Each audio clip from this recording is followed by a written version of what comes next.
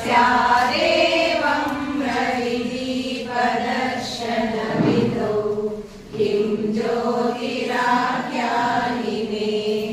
चक्षुस्तस्य निमीलनादिसमये किं दीप्तियो दर्शने किं तत्राहमतो भवान् परमकम् ज्योतिस्तदस्मि प्रभो ज्योतिस्तदस्मि प्रभो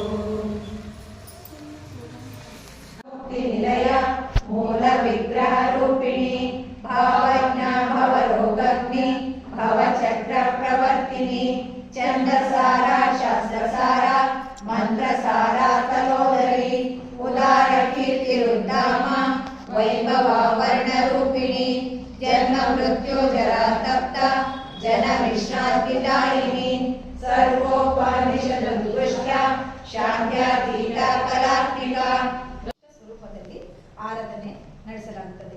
ಲೋಕಕಂಟಕರಾದ ರಾಕ್ಷಸರ ಸಂಹಾರ ಮಾಡಿ ಜಗತ್ತಿನ ಉದ್ಧಾರ ಮಾಡುವ ಜಗಜ್ಜನನಿಯ ನವವಿಧ ಸ್ವರೂಪವನ್ನು ನಾವು ಇಲ್ಲಿ ಆರಾಧಿಸಬಹುದು. ಶೈಲಪುತ್ರಿ ಅಂದರೆ ನವರಾತ್ರಿಯ ಮೊದಲನೇ ದಿನ ದೇವಿಯ ಆರಾಧನೆಯ ಸ್ವರೂಪ ಶೈಲಪುತ್ರಿ ಅಂತ. ಶೈಲ ಅಂದರೆ ಪರ್ವತ ಅಂತ, ಮತ್ತೆ ಹಾಗೂ ಪುತ್ರಿ ಅಂದರೆ ಮಗಳು. ಶೈಲಪುತ್ರಿ ಅಂದರೆ ಪರ್ವತರಾಜನ ಮಗಳು. ಪಾರ್ವತಿ ಪರ್ವತರಾಜನ ಮಗಳು ಪಾರ್ವತಿ ಎಂದು ಅರ್ಥ.